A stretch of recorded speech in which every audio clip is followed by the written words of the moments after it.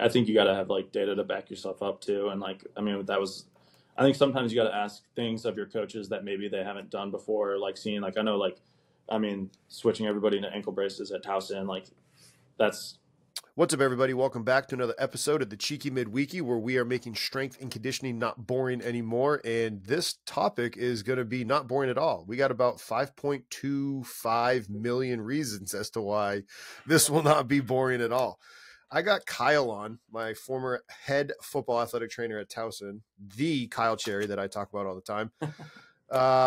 This Penn State thing, Kyle, is pretty interesting. I called you yesterday to talk about it. What were your initial thoughts?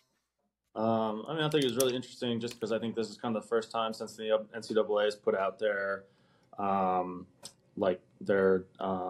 independent like medical autonomy policies that really this is kind of the first time anything's become of that. So I think it's just kind of a groundbreaking case, and kind of is going to set a precedent for college athletics moving forward, and kind of shows the shift, I think, more towards like the student athlete health and safety aspects. And that people are actually kind of starting to take that seriously. So I think overall, I think it's hopefully positive. So to fill anybody in, on May 29th, a jury ruled in favor of former Penn State orthopedic surgeon, Dr. Scott Lynch. And one of the first, I talked about it with Megan yesterday. She's like, why'd they give him $5.25 million? I was like, I have no idea. Like, is it just from like missed work? Because he claimed that he got let go in August because of being let go. Like, and that's why. But again, there was a 7-day trial. I'm writing it right on my notes down. 7-day trial, players, doctors, athletic trainers, university system officials, and others. They were there talking about injuries, medical decisions where the head football coach was involved. And Lynch wants a bigger NCAA investigation because he says it's bigger than Penn State. And you mentioned it too. But like you talked about it when I called you on the phone. You said that this is probably just going to get appealed and held up in the courts even longer, right? I mean, I think maybe, I don't know. I'm not a lawyer, but Sure. I mean, I'd imagine that, they probably don't want to pay out the 5.2 million. That's a lot. And then also, a hard look for, an athletics department and a coaching staff. So. Yeah, because I mean, right now, so it's 2024. This was filed in August of 2019. So I mean, Right. We're looking at almost a full 5 years later. And one of the things that I wrote down was I was like, all right, this was 6 months removed. He was there since 2014. I was like, all right, did James Franklin come in 2019 and get rid of him? No, Franklin got there in 2014 also. So like they had been working together for quite some time. And essentially, again, anybody that's listening to this not sure, it's like, hey, this guy is saying that James Franklin was rushing players back. And, I read the article, and I think anybody should read the article. And it's like, sure, there is times where maybe coaches, we're supposed to push and try to get kids back that maybe don't want to, but like, that's our job, right? Like to help kids get back onto the field. And that's part of the reason why I wanted to have you on. I still have this thing from the Baltimore Sun. The Zeus thing where there were some days that Zeus didn't want to come back. Right. Yeah. I mean, I think it's, I think there's a lot of different factors to it when it comes to talking about, rehab and return to play with people. Obviously there's a lot of different parties. I mean, there's the coaching staff, there's the medical staff, you actually have the athlete themselves. So I think it's all of you kind of coming together and having a plan and like understanding, like what are the goals? Like what are the goals of each individual party within that, and how do they, line up, and just being able to talk and communicate and kind of have trust in that team of people. I think that's where you're going to get your best outcomes as far as trying to get people back. And then, obviously like I appreciate like that there is going to be some level of pressure that someone's going to push you, that there's a high expectation.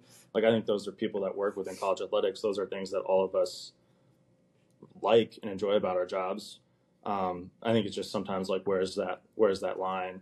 And I think that's where like the NCAA, like, I mean, it's pretty strong language that they put in. It's like unquestionable, authority for the medical staff to intervene on behalf of the athlete. Like, that's pretty strong language, but it doesn't mean that I need to sit there and, pound on the pulpit and beat my chest over every single case and be like, oh, you get no say at all.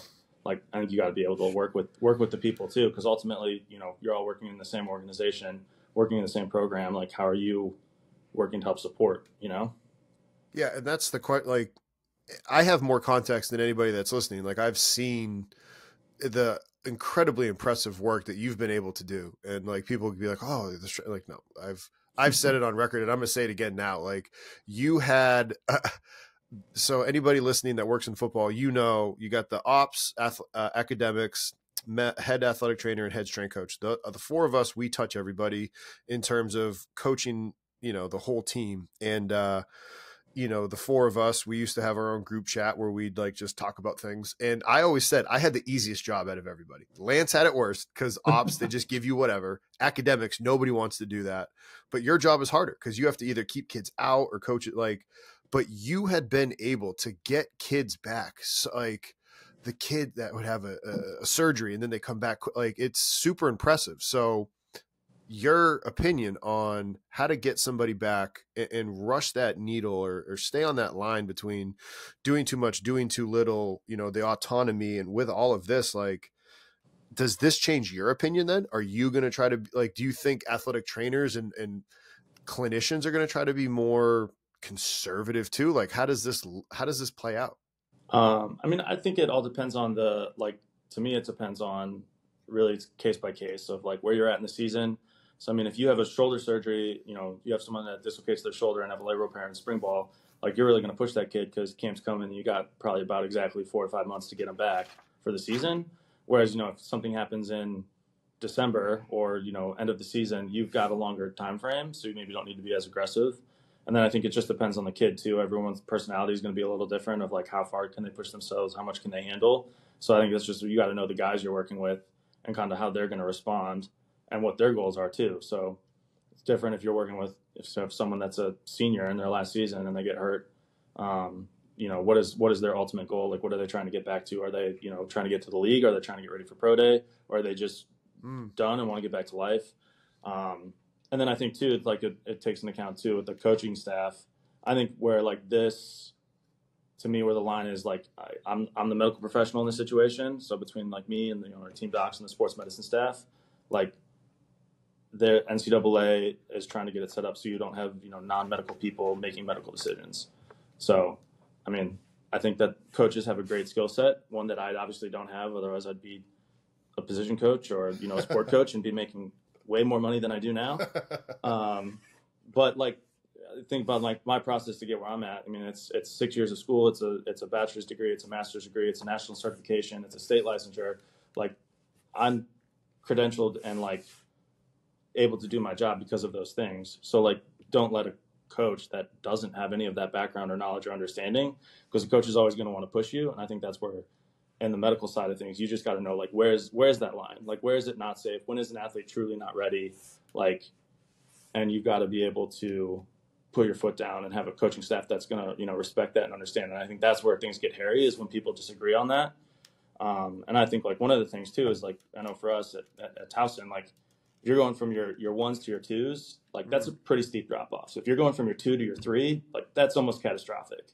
So I think you've got to understand like the coach's perspective. Maybe you have a starter who's at, you functionally test them and they're at 80%, let's say, but the coach really feels that kid's 80% is better than their backups 100%, like completely healthy. Like, how does that play into your decision making? And like, that's where I think, it's black and white, but that's where it starts to get gray. Well, you also talk about having a relationship with the athlete, but again, people don't know this as well as I do, but like, you spend an incredible amount of time forming relationships with coaches too. So that way it's not like you're not the guy like, oh, he doesn't get it. It's like, no, Kyle is trying to get this athlete back. Like, yeah, he doesn't want to see this athlete on the sideline either, where it's not this like, oh, and that's where you said it earlier too. Oh, we're all on the same team. Like, strength coaches listening to this, you've heard me say it on the podcast before. We're all on the same team. That's why I've had ATs on the show. We've had nutritionists. We've had sports psychologists. We all play in the same sandbox together. We are all trying to help athletes play their sport. So form those relationships with coaches. So that way, when things like this come up, they're like, no, so-and-so's hurt. It's typically this long of a return. Look, Johnny is doing X, Y, and Z sooner than they should have been. Yeah. And I think you just got to be able to build the trust and the buy-in, and you got to understand that you're working, like, if you're viewing the head coach as the CEO, like, and you're, an employee within that system. I mean, for the sake of the argument, not in reality. But like, you've got to create a situation where that coach believes that like you're doing everything you can to support him and support the program.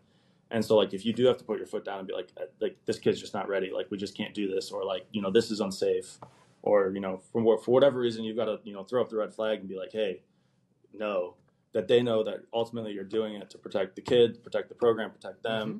And like, they believe that like, you know, you have a plan in place to get them back, and there's trust there. Instead of you just constantly having to be the person that's like, no, this person's out, this person's out, this person's out. You got to find a way to get them to like buy in and believe in what you're doing. I think something that'll go to that is something that I read in the article, and then I wrote it down in my notes, and then we were texting back and forth about it.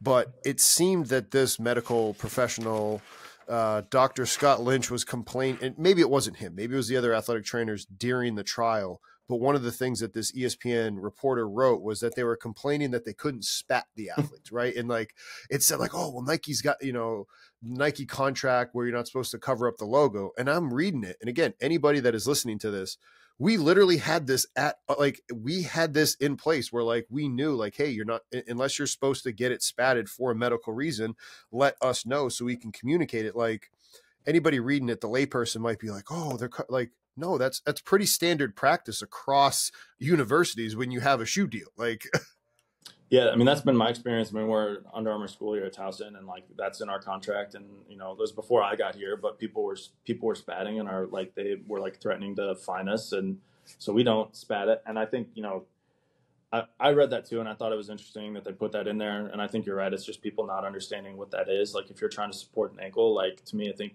the best thing you can do is put that kid in the brace. The next best thing you can do is tape. I think spat looks cool and maybe feels better to the athlete because there's some compression on their ankle, or maybe their cleats feel a little bit tighter, but there's not really anything like research showing that is actually providing any like actual stabilization.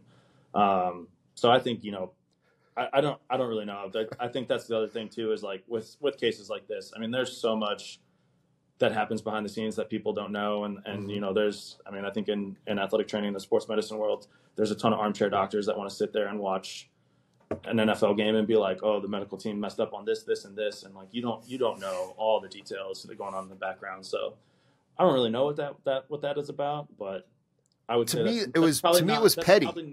Probably not really like limiting that healthcare of the athlete over, or putting the healthcare of the athlete underneath the monetary value of the sponsorship by Nike or whatever it was. Like, I don't feel it that way with my expertise and what I do, but who knows? Well, you and I also have the knowledge that we had about the extent, like the statistics that we had in terms of ankle sprains and the different things that we would do. So that's why you have your bias there. But again, to the layperson, it'd be like, I'm bringing all of this up because instead of picking sides and be like, oh, well, you're not letting us spat, like, you're a medical professional and we're like, hey, okay, cool. Like, we can't spat because of the Under Armour contract or the Nike contract. Like, cool. And I'm saying this because that's low hanging fruit ways to get buy-in, to get leadership capital, as Jocko talks about, to be like, look, he's on our team. Like, we're all in this together. It's not, oh, that's the athletic trainer and he's not trying to help us keep our guys on the field. Like, yeah. And you need CEUs to remain certified. At Strength Coach Network, both of our long-form education courses, Fundamentals 1 and Fundamentals 2, both have 2.0 CEUs to the NSCA in Category C. When you complete the learning and you complete the learning check, you will earn your 2.0 CEUs. That is 33% of the CEUs you need in a 3-year reporting period. Click the link down below to learn more about both courses. Yeah, I think you got to have like data to back yourself up too. And like, I mean, I think sometimes you got to ask things of your coaches that maybe they haven't done before, like seeing, like, I know, like, I mean, switching everybody into ankle braces at Towson, like, that's different, I think, in the culture of football. I mean, like, everybody's got their, like, oh, it's like, you know, training room opens at this time and tape time starts at this time. And it's like a big ordeal to get the whole team taped every day. So I think that's like a little different thing that we do, but that's so, like, you got to get a coach to trust you. And then I think also on the back end got to show that, like, you put everybody in braces and you saw a decrease in the amount of ankle injuries you had, or saw a decrease in the amount of time loss you had with ankle injuries. So I think you just got to be able to, you know, support yourself a little bit with that stuff too. And I think that helps with that buy-in and help to buy some of that capital when you get into situations like that. What do you think any strength coach, athletic trainer, team that are listening to this out there, like, what would be your piece of advice to them? I mean, when it comes to in like what regards? In Like in medical? return, and like this specific example, like Yeah, we'll yeah. we'll dive into doing a full longer, but like with respect to this, like, is it, hey, if you've already been doing your job, like keep doing your job, understand that, I mean, ultimately you're still signing off, like an athletic trainer signs off underneath the team primary care physician, right? Like Yeah, yeah, your explain medical, that. yeah, your medical, Yeah. yeah. So you're working under the license, you're a medical director as an athletic trainer. Um, and so like, I mean, yeah, I think if you've got a system that works and you know, great. If you feel like there's tension around this topic with your coaches, like, I mean, I think it'd be interesting to talk to them and think what they, you know, get to know what they think about it. And like maybe that can be kind of the start of a conversation of you being like, hey, look, like I don't want us to end up in this situation.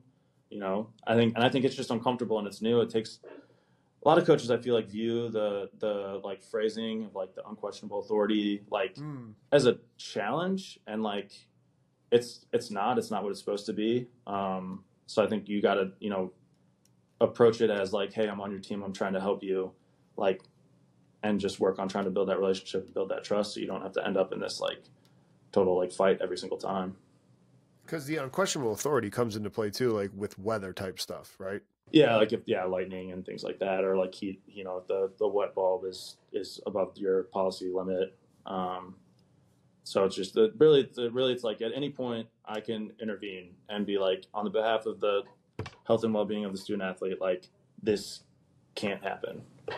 Um, which I think is like it's just a shift away from traditional college athletics culture and football culture, and coaches view that as like giving up their power, and Mm. I think that it's an uncomfortable thing for them. So I think if you can really show like, hey, I really trust this person that has the ability to like impact, like measurably impact, you know, different aspects of my program, then I think they're going to have an easier time listening to you than if they're like, wow, I don't know what this guy's doing or like where he's at.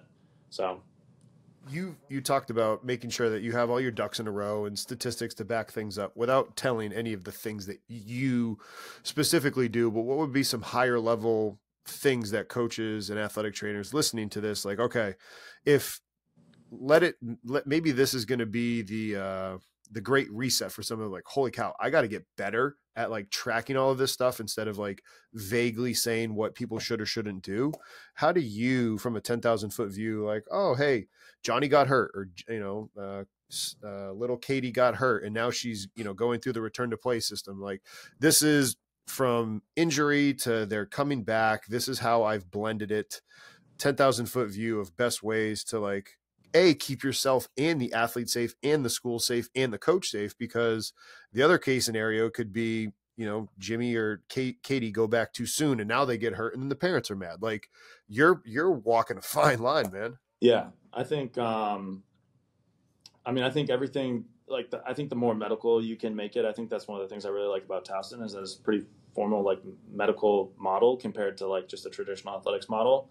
Um, so I think, you know, the more you can operate medically and have decisions for what you're doing, I think also the ability to just be objective in your evaluations and like quantify and anything you can quantify and put a number on and record. Like I think the better off you're going to be. If your goal is to get somebody stronger, like don't just put them through exercises and hope you get there.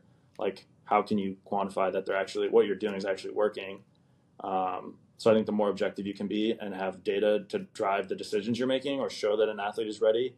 And I think especially if you're trying to like really push the needle, like you're going to have certain criteria to progress to like the next phase of rehab or whatever. And if you can hit those 2 weeks early and, you know, that matches up with tissue healing timelines and everything else, then like you can try to maybe be a little more aggressive. Um, and then I think that helps give you like to stand on too, you know, like in your case where like you send an athlete back and they end up getting hurt again. Well, you can be like, okay, well, they were ready because they were, you know, within a certain percent of, you know, whether that's like a pre-injury test or, you know, limb symmetry index or whatever, and show that you put them through enough to that they were ready to handle it. And like, you know, you'd love to say you can prevent every injury, but sometimes it's just bad luck. Um, and then I think overall, just like, you know, 10,000 foot view of like data that you would track, just, I mean, I think to just show your worth and your ability, like I mean, I think player availability is probably like the lowest of the hanging fruit, because you don't really need any strong analysis. Like, you don't need any software to track that. Like, you can put that in an Excel spreadsheet and look at your injury report every day and say what percent of the team is in or out. And there's a lot of different ways you can present that to your coaches and show, like, you know, I mean, even working with your strength and conditioning staff, and like, I mean, depending on the level that you're at and what tools you have, I know that's one thing that you and I would do. Like, all right, like, how can we correlate, you know, player availability and injury rates and soft tissue injuries? How does that line up with our, you know, like load management and our catapult data and, you know, other metrics in the strengthening or the weight room? Like, are guys recovered enough? Are they not? So, I mean, I think you can really get into the weeds, and we could talk about that all day, every day. But I think, like, just from like a 10,000 foot view, I think if you're not doing any of that stuff, I think that's a super easy place to start. And you'd be kind of surprised and kind of see the ebbs and flows, or maybe see, like, if you go through training camp and your player availability drops, you know, from 98% down to 82%, or you know, 70, you know, into the 70s, and then it takes you 6 weeks to crawl back up above the 90th percentile. Like, well, what are you doing in camp that you're decimating your team right before the start of your competitive season? And like, I think that's a good conversation to have with your coaches and be like, what can we, you know, like, where like you can, you know, dive deeper from there as to like the why that's happening and work to fix that. You're the second person today that I've spoke to that had talked about player availability. Matt Aldred, who just got hired at the men's basketball head strength coach at Michigan. He's like, yeah, that's like my major metric right now. Like, Yeah. we got really good players. He's like, I got to keep them on the field, man. Like, Yeah. or the court. That's what they got to be able to do. Yeah. So I think that's where an easy place to start. At least I think there's a lot more that you can get into and track and stuff like that. But at least from the 10,000 foot view, that's what I would say from a return to play standpoint. Make it objective and have a reason for what you're doing. And, you know, from just an overall, like, how are you showing your worth and trying to build that trust? So just start with player availability and show how many people you can keep out there. So, folks, you heard it there. All right. Track player availability. Start tracking these metrics. If you're already not, find ways to be communicating with your athletic trainers. Start to communicate, like, do these simple, basic things. And then you're probably not going to be having these issues where, you know, there's an orthopedic surgeon being removed by the head coach. Like, when everybody's working together, like you and I did, even before you got hired, there was a time where we had an athlete that hurt their pec, and like Nathan was like, hey, you know, cause the orthopedic surgeon, like, finding ways to work relationships. And the reason I'm saying this is the orthopedic surgeon heard bench press progression, but didn't hear that, like, it's a 4 board at such a low weight that it's actually safer than the push-ups that they were doing. So just get these relationships, people that are listening, so that way you can try to avoid, you know, these big headline stories to be able to work together. That's my 2 cents, Kyle. I agree. All right, folks, you have a good rest of your Friday. And don't worry, Kyle and I are going to do a full one of these one day, and probably going to be like a 2-hour Jocko or Joe Rogan style. Have a good rest of your day, brother. All righty. See ya.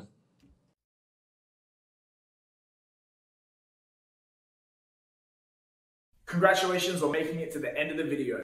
Why don't you celebrate by watching more videos just like it? You can also help us on our quest to placate the algorithm gods by liking, sharing, subscribing, and commenting. Thank you.